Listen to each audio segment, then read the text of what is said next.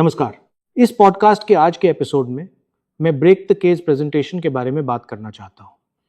ये प्रेजेंटेशन मैंने हाल ही में पुणे में महिलाओं की एक बड़ी सभा में दिया था, जिसमें देश भर से महिलाएं शामिल हुई थी। मैं पुणे आपको लेक्चर देने, अपनी राय बताने या राजनीति पर बात करने नहीं गया था।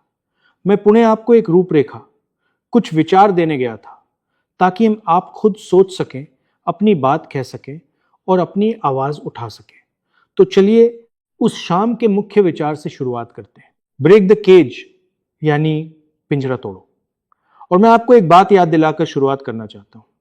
आप अनोखी हैं, आप खास हैं, आप एक अलग इंसान हैं, आपके अपने सपने हैं, अपनी जिंदगी के लिए आपका अपना नजरिया है। भारत की असली ताकत, लोग अक्सर मुझसे पूछते हैं भारत की सबसे बड़ी ताकत क्या है। इसके कई जवाब मिलते हैं।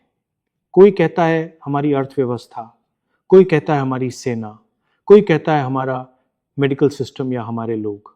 लेकिन मैं इस बात को लेकर बहुत साफ हूं कि हमारी असली ताकत या असली संपत्ति क्या है। यह है 70 करोड़ अनोखी यात्राएं, 70 करोड़ अनोखी कल्पनाएं, 70 करोड़ अनोखे सपने, जिन्हें इस देश की महिलाएं हर दिन जी रही हैं। कोई कह सकता है 70 करोड़ पुरुष भी तो हैं, तो आप क्यों कहते हैं कि महिलाएं ज्यादा अहम हैं? मेरा जवाब सीधा है। स्वभाव से महिलाएं पुरुषों के मुकाबले ज्यादा संवेदनशील, कोमल, दयालु और भविष्य की सोच रखने वाली होती हैं। इसीलिए मेरा पक्का मानना है कि भारत की महिलाएं, चाहे युवा हों या बुजुर्ग, इस देश की सबसे बड़ी संपत्ति है। 3 खाने। अब समस्या यहां है, एक बहुत बड़ी समस्या। जब भी मैं किसी पुरुष से महिलाओं के बारे में बात करता हूं तो देखता हूं कि महिलाओं को 3 खानों में बांट दिया जाता है। आपको बेटी के तौर पे देखा जाता है, या पत्नी के तौर पे, या मां के तौर पे। बेटी, पत्नी या मां होने में कोई बुराई नहीं है, बिल्कुल भी नहीं। लेकिन यही आपकी एकमात्र पहचान नहीं हो सकती। हमारे बीच ऐसी महिलाएं हैं जो बेहतरीन प्रोफेशनल, खिलाड़ी और विद्वान हैं, असाधारण और बिल्कुल अलग काम कर रही हैं। फिर भी पुरुष उन्हें बस इन्हीं 3 में से कोई एक पहचान देते हैं। इन तीनों खानों के बारे में एक बात गौर करें। हर एक खाना महिला की पहचान सिर्फ किसी पुरुष के साथ उसके रिश्ते के जरिए तय करता है। मनुस्मृति की एक लाइन इसे साफ साफ कहती है, बचपन में महिला अपने पिता की होती है, जवानी में अपने पति की, और पति की मौत के बाद अपने बेटों की। महिला को कभी भी आजाद नहीं होना चाहिए। ये शब्द शर्मनाक है, इन्हें कभी नहीं कहा जाना चाहिए था। आप किसी और की नहीं, बल्कि अपनी खुद की है। पिता, भाई, पति या बेटे के साथ आपके रिश्ते जरूर हैं, लेकिन आप उनकी नहीं है, आप अपनी खुद की हैं। कंट्रोल कैसे काम करता है? इस देश में महिलाओं के साथ असल में जो हो रहा है, उसके लिए हमने एक शब्द चुना है, कंट्रोल। कंट्रोल 3 तरह से काम करता है। पहला है हिंसा। लड़की के पैदा होने से पहले ही हर साल लगभग 4.5 लाख लड़कियां भ्रूण हत्या की भेंट चढ़ जाती हैं। यह पहली हिंसा है। इसके बाद आता है उत्पीड़न। लगभग 80% महिलाएं बताती हैं कि उन्हें कभी न कभी उत्पीड़न का सामना करना पड़ा है, चाहे सड़क पर हो, बस में, रेस्टोरेंट में, स्कूल में या कॉलेज में। लगभग 29-30% महिलाएं शारीरिक हिंसा का शिकार होती हैं। उन्हें घर या सड़क पर पीटा जाता है, धमकाया जाता है या उन पर हमला किया जाता है। और एक ऐसा आंकड़ा जो हम सबको चौंका देगा, भारत में हर एक 100 में से 6 महिलाएं बताती हैं कि उनके साथ रेप हुआ है। और शर्म और बदनामी के डर से यौन हिंसा के लगभग 99% मामलों की रिपोर्ट ही नहीं की जाती। इसलिए असल संख्या 6% से कहीं ज्यादा है। ये हिंसा सिर्फ शरीर तक सीमित नहीं रहती, ये आगे बढ़ने के रास्ते भी बंद कर देती है। लगभग आधी महिलाएं कहती हैं कि सुरक्षा की चिंताओं की वजह से उन्होंने पढ़ाई या नौकरी छोड़ दी है, और इसमें पैसे भी खर्च होते हैं।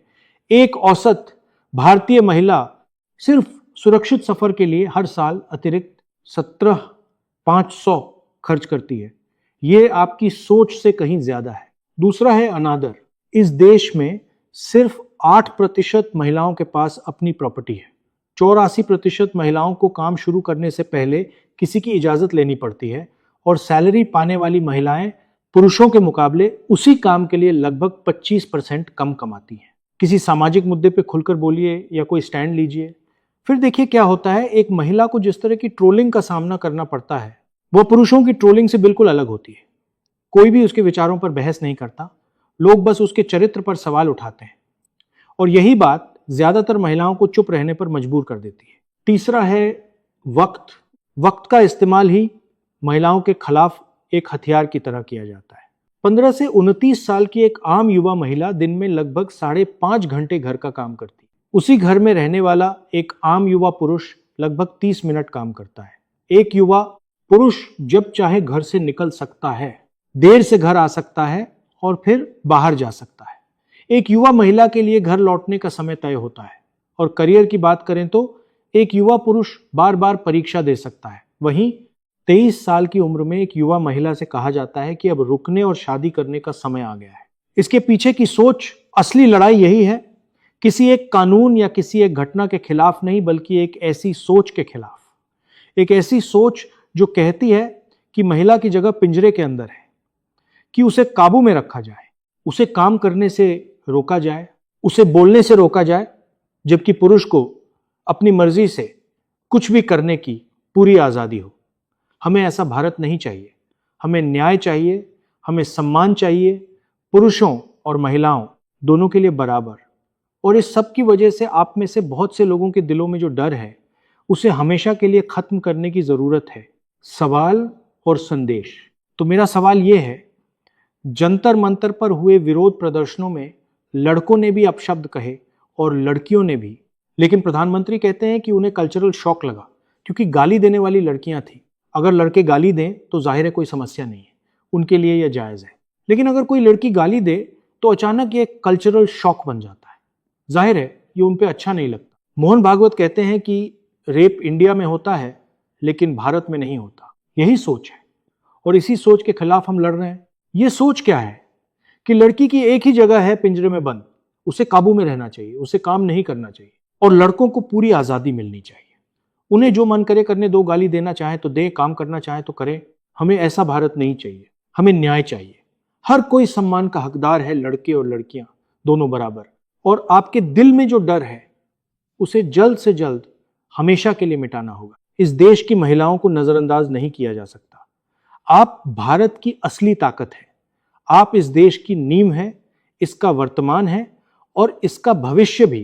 पैट्रियार्की आपको दबाने, डराने, धमकाने और काबू करने की कोशिश करेगी। हमें मिलकर इसे खत्म करना होगा। पैट्रियार्की को खत्म करना होगा। आप सभी के लिए मेरा संदेश सरल है, बुलंद आवाज में बोले, खुद पर गर्व करें और इस समाज में अपनी जगह के लिए लड़ें। Love you. धन्यवाद। जय हिंद।